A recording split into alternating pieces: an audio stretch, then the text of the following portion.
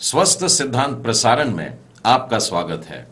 परमेश्वर पिता की स्तुति हो कि इस कार्यक्रम के द्वारा हम लगातार अपने जीवन में सुधारने वाली शिक्षा को ग्रहण कर पा रहे हैं। बीते 7 सप्ताह से हमारे मनन का विषय है मृत्यु। प्रियो, मृत्यु मनुष्य जाति का शत्रु है, परंतु फिर भी इस मृत्यु में से मनुष्य जाति के लिए ही कुछ अच्छी बातें भी नजर आती हैं। मसलन समाज में लोगों के बीच में जो भेदभाव है उसका वो नाश करती है। उदाहरण के तौर पर देखिए, अय्यूब की पुस्तक और उसके 3 अध्याय के 19वें वचन में लिखा है कि स्वामी और सेवक के बीच में जो दीवार है उसको वो ढा देती है। सबोपदेशक के पुस्तक के 2 अध्याय और 16वें वचन में लिखा है कि बुद्धिमान और मूर्ख इनके बीच में जो दीवार है उसको वो ढा देती है। और उसी तरीके से सबोपदेशक के 9वें अध्याय के 2 वचन में हमको यह मिलता है कि भले और बुरों के बीच में जो भेदभाव है उस दूरी को भी वो नाश कर देती है। इस श्रृंखला में हम मृत्यु इस विषय पर बाइबल की जो शिक्षा है उस पर ध्यान दे रहे हैं एवं जो सांसारिक दृष्टिकोण है उसको हम दूर करते जा रहे हैं। हम सीख रहे हैं कैसे ना मरें, हाउ नॉट टू डाई। और अब तक हम लोगों ने जो 7 पाठ सीख लिए हैं वे इस प्रकार से हैं। पहला पाठ था डू नॉट पोस्टपोन रिपेंटेंस, पश्चाताप को स्थगित न करें। दूसरा पाठ do not hold bitterness against anyone, किसी के विरुद्ध भी कड़वाहट न रखें। तीसरा पाठ do not depend on your wealth, अपनी संपत्ति पर निर्भर न रहें। चौथा पाठ do not leave your dear ones in confusion, अपने प्रियजनों को भ्रम में न छोड़ें। पांचवा पाठ था do not give place to depression, निराशा को जगह न दें।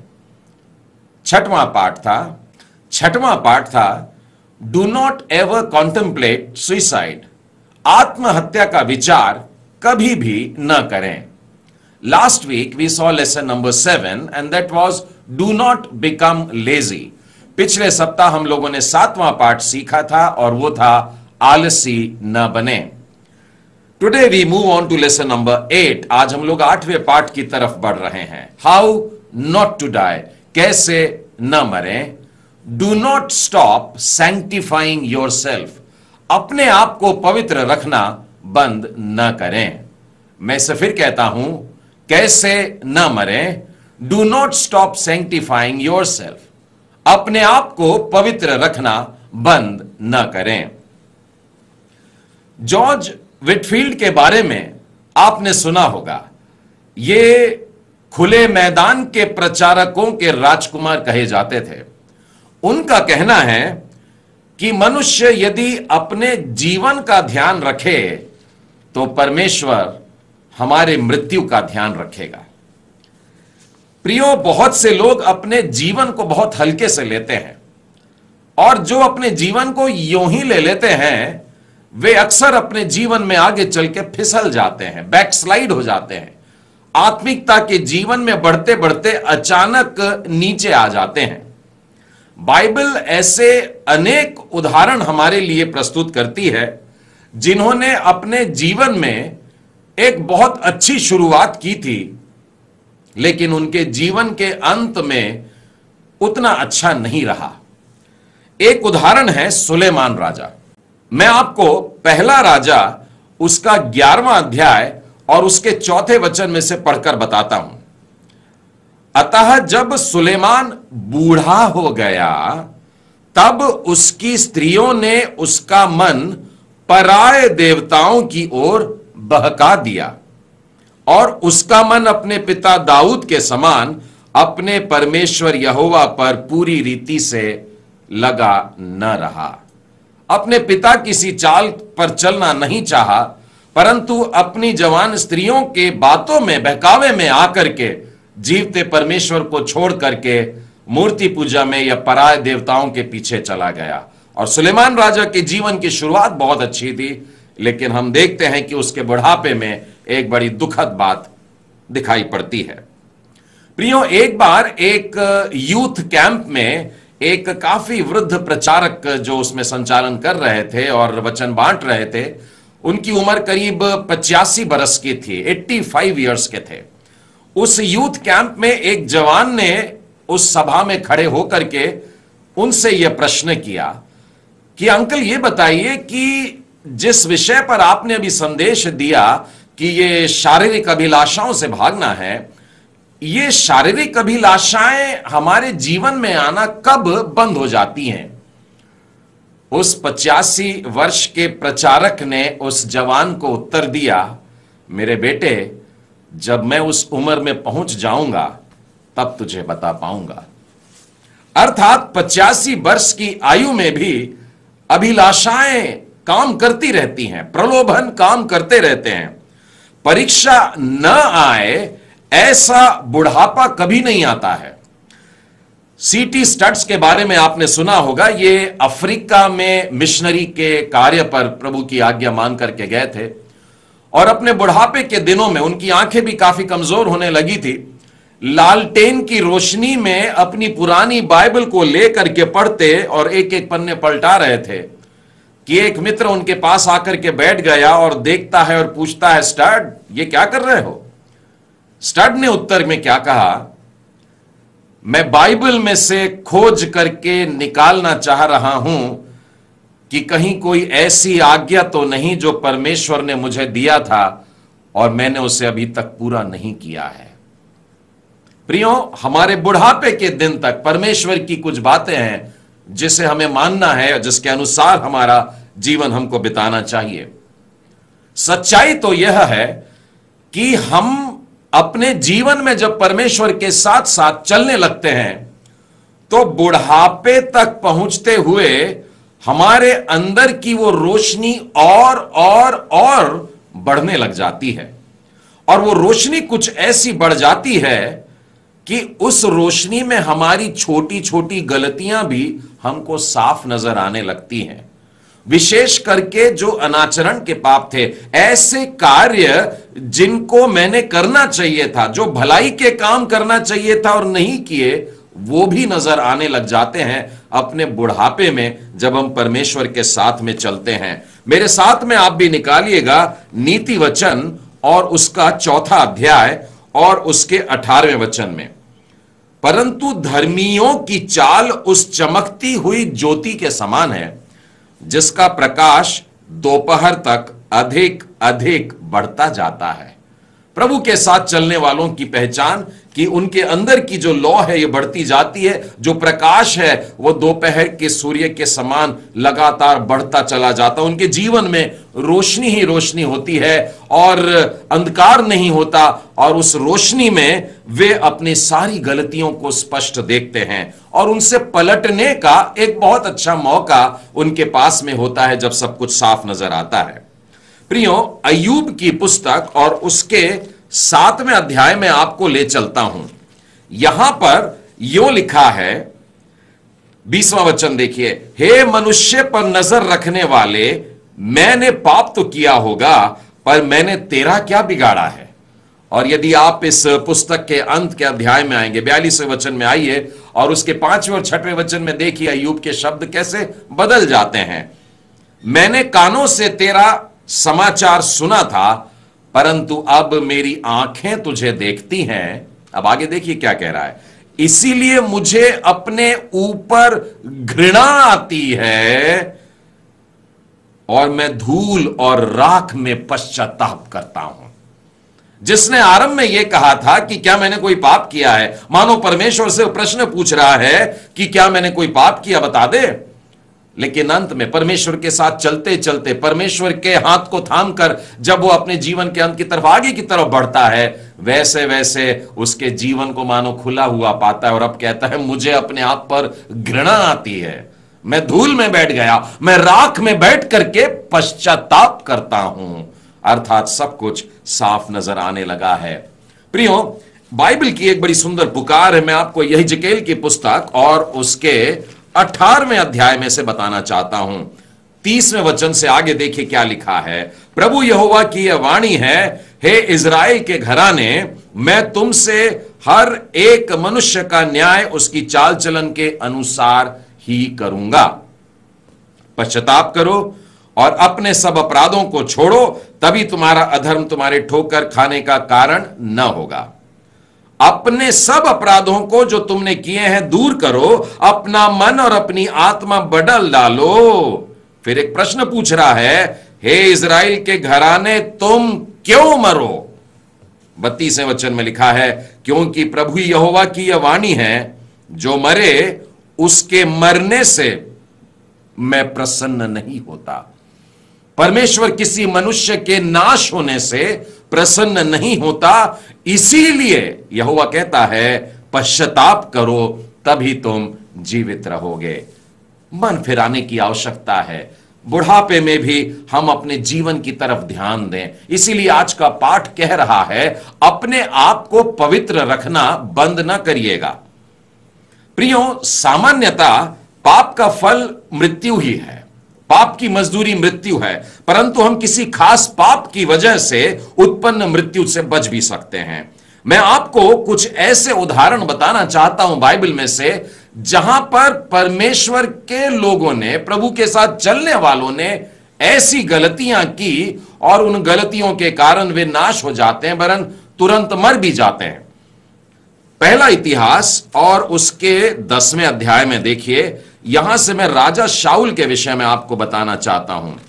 पहला इतिहास 10वां अध्याय 13वें और 14वें वचन में लिखा है, यों शाऊल उस विश्वासघात के कारण मर गया। शाऊल राजा ने विश्वास योग्यता नहीं दिखाया और मर गया, लिखा है, जो विश्वासघात उसने यहोवा के साथ किया था, क्योंकि उसने यहोवा का वचन टाल दिया। फिर उसने भूत सिद्धि करने वाली से पूछकर सम्मति ली थी। उसने यहोवा से ना पूछा था, इसलिए यहोवा ने उसे मारकर राज्य को ईशे के पुत्र दाऊद को दे दिया। हम जानते हैं यह घटना में कि शाऊल जीवते परमेश्वर के पास रहने की बजाय, परमेश्वर के भक्त के पास, शमूएल के पास में खड़े रहने की बजाय, वो ऐसे स्त्री के पास में जाता है जो भूत पलितों के साथ में बात करती थी और फिर उससे पूछ करके अपने भविष्य को जानना चाहता है। परमेश्वर बहुत नाराज हुआ और बाइबल कहती है कि वो मार डाला गया। एक और उदाहरण हम देखते हैं नए नियम में, प्रेरितों के काम और उसके 5वें अध्याय में हमको हनन्याह और सफीरा नाम के एक पति पत्नी नजर आते हैं। दोनों ने मिल करके निर्णय लिया कि झूठ बोलेंगे, और वो भी परमेश्वर के प्रेरितों से झूठ बोलेंगे, वरन ध्यान से पढ़े तो पता लगेगा परमेश्वर के आत्मा से झूठ बोलेंगे, और वो भी नश्वर पैसों के लिए। और उन्होंने प्रभु की कलीसिया के सामने जाकर के कहा कि हमने जो जमीन बेची है वो इतनी ही है, बाकी इतना सारा घर में छुपा करके रखा था। और आप जानते हैं हनन्याह का क्या अंत हुआ, वो तुरंत मर गया। और उसके पीछे जब उसकी पत्नी आती है थोड़ी देर के बाद, और उसे इस घटना का मालूम नहीं था, वो भी झूठ बोलती है, और उस झूठ बोलने का फल उसको मिलता है, वो भी तुरंत वही मर जाती है। प्रियो, अपने जीवन को पवित्र बनाए रखने का है। एक और उदाहरण बताना चाहूंगा प्रेरितों के काम और उसके 12वें अध्याय से। अब वहां पर एक राजा को देखिए, जो लिखा है, एक ठहराए हुए दिन हेरोदेस राजवस्त्र पहनकर सिंहासन पर बैठा और लोगों को व्याख्यान देने लगा। तब लोग पुकार उठे, यह तो मनुष्य का नहीं, ईश्वर का शब्द है।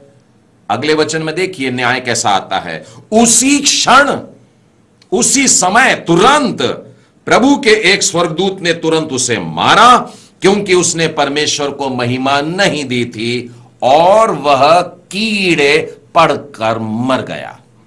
लोगों के सामने वो ऐसी ऐसी बातें कर रहा है और लोग कह रहे हैं, ईश्वर का शब्द सुन रहे हैं, और वो अपने आप को ईश्वर समझ बैठा। परमेश्वर की महिमा की चोरी करता है। जो आदर और महिमा परमेश्वर को मिलनी चाहिए वो खुद लेना चाहता है। ऐसी शैतानी बात मनुष्यों के अंदर आती है। बाइबल कहती है वहां दूत आता है और उस दूत ने उसको डांट दिया या उस पर दंड सुना दिया, उसके शरीर में उसी क्षण कीड़े बिलबिलाने लगे और वो वहीं खत्म हो गया। एक और घटना मैं आपको बताना चाहूंगा, या ये कहिए कि ये बाइबल की एक बड़ी सुंदर सीख है। पहला कुरिन्थी और 11वें अध्याय में प्रभु भोजन के विषय में यहां पर लिखा हुआ है, क्योंकि जो खाते पीते समय प्रभु की देह को न पहचाने वह इस खाने और पीने से अपने आप पर दंड लाता है। इसी कारण तुम में से बहुत से निर्बल और रोगी हैं और बहुत से सो भी गए हैं। और हम अक्सर प्रभु की मेज में शामिल होते हैं, और प्रभु की बीमारी में जब हम शामिल होते हैं, उस मेज में साथ बैठते हैं और उस प्रभु की देह को ग्रहण करते हैं, प्रभु के लहू को ग्रहण करते हैं। प्रियो, अपने आप को जांचना ना भूलें। आप परमेश्वर की मेज के पास में जब पहुंचते हैं तो पश्चाताप की आत्मा के साथ और उस बात को स्मरण करते हुए कि यीशु की पवित्र देह आपके कारण क्रूसित हुई थी, और ये उसकी देह है और उसका लहू है जिसके कारण मुझे नजात मिलती है, मुझको छुटकारा मिलता है, मुझको उद्धार मिलता है। और यदि ऐसा नहीं सोचते हैं, ऐसा विश्वास नहीं करते हैं, तो बाइबल कहती है ऐसा मनुष्य अपने ऊपर दंड लेकर के आ जाता है। वरन लिखा है बीमारियां आ जाती हैं, और लिखा है कई एक तो मर भी गए।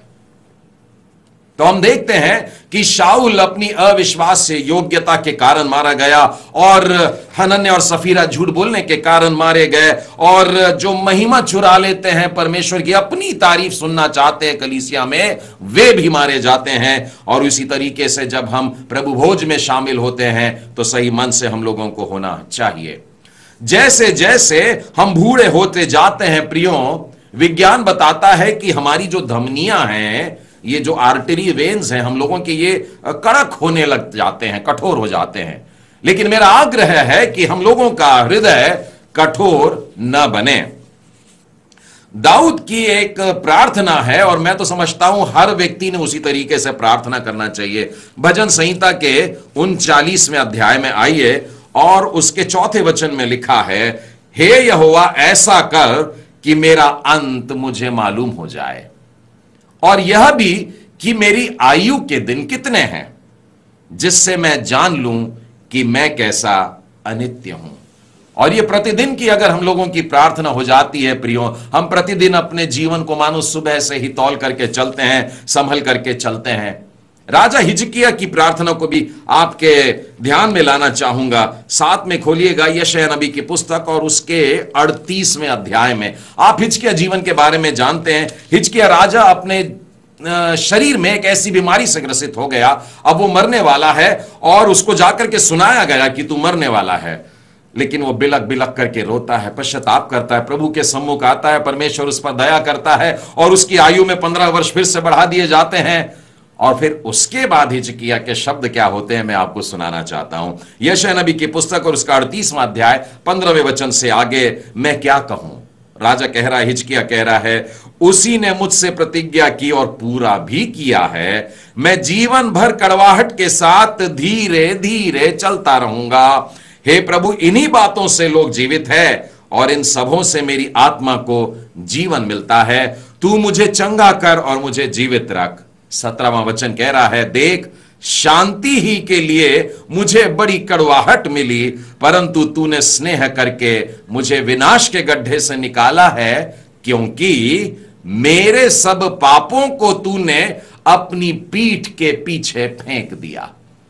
हिजकिय्याह राजा इन शब्दों के द्वारा धन्यवाद भी दे रहा है क्षमा के लिए, जीवन जो उसको मिला उसके लिए, और साथ में वो ये भी कह रहा है कि अब बचा हुआ जो समय मेरे जिंदगी का है, ये बरस में बड़े संभल के धीरे धीरे फूंक फूंक के कदम रखते हुए इस कड़वाहट में से गुजरने को भी तैयार हो जाता हूं।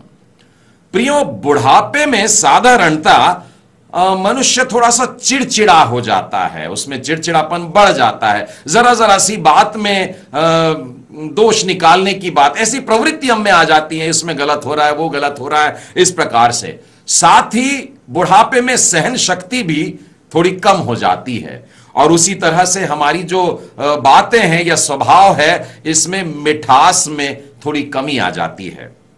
प्रभु के एक भक्त की प्रार्थना आपको बताना चाहता हूं, ध्यान से सुनिएगा। वो कहता है कि हे प्रभु, मुझे शांति देना, इस बात को स्वीकार करने के लिए कि बहुत सी बातें जो मुझे दिखाई देती हैं गलत, उनको मैं बदल नहीं सकता। और जिनको बदल सकता हूं उन्हें बदलने की सामर्थ्य मुझे देना, और इन दोनों बातों में जो अंतर है उनको समझने के लिए बुद्धि मुझे देना। बुढ़ापे में लोगों के लिए बड़ी प्यारी प्रार्थना बन सकती है। प्रेरितों ने अपनी अधिकांश पत्रियां जो है अपने बुढ़ापे के समय में लिखी हैं, और बुढ़ापे में लिखी गई इन पत्रियों में उन्होंने बिना भूले शुद्धता से संबंधित या पवित्रता से संबंधित अवश्य अपनी पत्रियों में उसका वर्णन किया है। मैं आपको पहला यूहन्ना और उसके 3 अध्याय और उसके 2 और 3 वचन में से पढ़कर सुनाना चाहता हूं। हे प्रियो, अब हम परमेश्वर की संतान हैं और अब तक यह प्रकट नहीं हुआ कि हम क्या कुछ होंगे। हमारा भविष्य भी स्पष्ट नहीं दिखा। इतना जानते हैं कि जब वह प्रकट होगा तो हम उसके समान होंगे, क्योंकि उसको वैसे ही देखेंगे जैसा वो है। 3 वचन देखें, और जो कोई उस पर यह आशा रखता है वह अपने आप को वैसा ही पवित्र करता है जैसा वह पवित्र है। यूहन्ना स्पष्ट शब्दों में कह रहे हैं कि हमें पवित्रता में बने रहना होगा, और यही बात हम प्रकाशित वाक्य के 22वें अध्याय में देखते हैं। 11वें वचन के अंत में देखिए लिखा है, जो व्यक्ति धर्मी है वो धर्मी बना रहे, जो व्यक्ति पवित्र है वो पवित्र बना रहे। पतरस की पत्री और उसके दूसरी पत्री में और उसके पहले अध्याय और 4 वचन में यूं लिखा है, जिनके द्वारा उसने हमें बहुमूल्य और बहुत ही बड़ी प्रतिज्ञा दी है, ताकि इनके द्वारा तुम उस सड़ाहट से छूटकर जो संसार की बुरी अभिलाषाओं से होती हैं, ईश्वरीय स्वभाव में संभागी हो जाओ। प्रियो, बहुत सरल तरीके से उसने बताया है कि संसार की बातें, अशुद्ध करने वाली बातें, अभिलाषाओं की बातें वे हैं जिनमें अशुद्धता है, जिनमें सड़ाहट है, जिनमें दुर्गंध आती है, और इन सब से परे रहेंगे तब हम परमेश्वर के स्वभाव में संभागी रहेंगे। लिखा है, इस कारण तुम सब प्रकार का यत्न करके अपने विश्वास पर सद्गुण, सद्गुण पर समझ, समझ पर संयम, संयम पर धीरज, धीरज पर भक्ति और भक्ति पर भाईचारी, और प्रीति और भाईचारे की प्रीति पर प्रेम में बढ़ते जाओ। 10वें वचन के बाद उसने आगे लिखा है, इस कारण हे भाइयों, अपने बुलाए जाने और चुने लिए जाने को सिद्ध करने की भली भांति यत्न करो, क्योंकि यदि ऐसा करोगे तो कभी ठोकर न खाओगे, वरन इस रीति से तुम हमारे प्रभु और उद्धारकर्ता यीशु मसीह के अनंत राज्य में बड़े आदर के साथ प्रवेश कर सकोगे। अपने आप को इस संसार में निष्कलंक और शुद्ध बना करके रखना है। पौलुस प्रेरित इन बातों के लिए अपने शब्द उसमें कैसे कह रहा है, देखिए 2 कुरिन्ती 5वां अध्याय 8वां और 9वां वचन, इसलिए हम ढाढ़स बांधे रहते हैं और देह से अलग होकर प्रभु के साथ रहना और भी उत्तम समझते हैं। इस कारण हमारे मन की उमंग यह है कि चाहे साथ रहें चाहे अलग रहे, पर हम उसे भाते रहें। 1 कुरिन्ती और उसके 9वें अध्याय में और उसके 25वें वचन में यूं कहते हैं पौलुस की, हर एक पहलवान सब प्रकार का संयम रखता है। यहां पे दौड़ को लेकर के एक बात कह रहा है कि जब दौड़ना है तो कुछ नियमों का पालन करते हुए दौड़ने का है, क्योंकि ये दौड़ने के बाद एक मुरझाने वाला मुकुट उनको मिलने वाला है। लेकिन पौलुस प्रेरित कह रहे हैं कि हम तो न मुरझाने वाले मुकुट को पाने की इच्छा के लिए अपना जीवन जी रहे हैं, और इसीलिए अत्यंत आवश्यक है कि नियमों का पालन करके दौड़ें। कहीं ऐसा ना हो जाए कि हमें अयोग्य घोषित कर दिया जाए, हम उस रेस में डिस्क्वालीफाई हो जाए, ऐसा नहीं होना चाहिए। 27वें वचन में लिखा है, मैं अपनी देह को मारता और कूटता और वश में लाता हूं। हमें इस तरीके से अपने देह में अपने आप को शुद्ध और पवित्र बनाए रखने की जरूरत है। प्रियो, अपने जीवन के अंतिम वर्ष में हम फिसल न जाएं, इस बात का हमें खास ध्यान रखना चाहिए। एक चेतावनी देना चाहता हूं जो इब्रानियों की पुस्तक और उसके 10वें अध्याय के 35वें वचन से आगे मिलती है। यहां पर यूं लिखा है, इसलिए अपना हियाव न छोड़ो, क्योंकि उसका प्रतिफल बड़ा है। क्योंकि तुम्हें धीरज धरना आवश्यक है, ताकि परमेश्वर की इच्छा को पूरी करके तुम प्रतिज्ञा का फल पाओ। देखिए आगे लिखा है, अब बहुत ही थोड़ा समय रह गया है कि आने वाला आएगा और देरी ना करेगा, पर मेरा धर्मी जन विश्वास से जीवित रहेगा, और यदि वो पीछे हट जाए तो मेरा मन उससे प्रसन्न नहीं होगा। हम अपने जीवन में बुढ़ापे के समय में, रेस अभी खत्म होने को आई है, दौड़ बस पूरी होने ही वाली है, और हम अगर पीछे हट जाएं तो प्रभु कहता है मैं इससे प्रसन्न नहीं होगा। दौड़ पूरी करनी है शुद्धता और पवित्रता को बनाए रखते हुए। प्रियो, यदि किसी वजह से आप अपने जीवन में इस बात को महसूस करते हैं कि पवित्रता की चाह आपके जीवन में घट गई है, कम हो गई है, मिट गई है, तो आज प्रभु के सामने घुटना टेक करके प्रभु से प्रार्थना करें और उससे मांग लें कि प्रभु मैं अपने जीवन को शुद्ध रखना चाहता हूं, उस पवित्रता को थामे रहना चाहता हूं, उसमें प्रभु से कहिए मुझे पुनः स्थापित कर दें। मैं आपके लिए यशायाह नबी की पुस्तक और उसके 42वें अध्याय और उसके 3 वचन में सुनाना चाहता हूं। लिखा है, कुचले हुए नरकट को वह न तोड़ेगा और न टिमटिमाती बत्ती को बुझाएगा।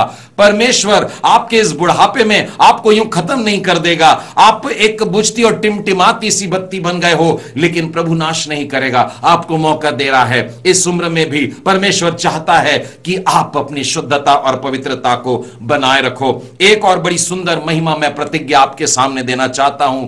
रोमियो की पुस्तक और उसके 8वें अध्याय के 30वें वचन में लिखा है कि उसने जिसको पहले से ठहराया उसने उन्हें बुलाया भी, और जितनों को उसने बुलाया उनको उसने धर्मी ठहराया, और जितनों को उसने धर्मी ठहराया उसने उन्हें महिमा भी प्रदान करी। अपने तेज में लेकर आया, अपनी महिमा में प्रभु के आंगन में लेकर के आया। प्रियो, आज का पाठ हम लोगों से यही कह रहा है, हाउ नॉट टू डाई, कैसे न मरे। डू नॉट स्टॉप सैंक्टिफाइंग योरसेल्फ, अपने आप को पवित्र रखना बंद न करें। परमेश्वर पिता आप सबों को बहुत आशीष दे।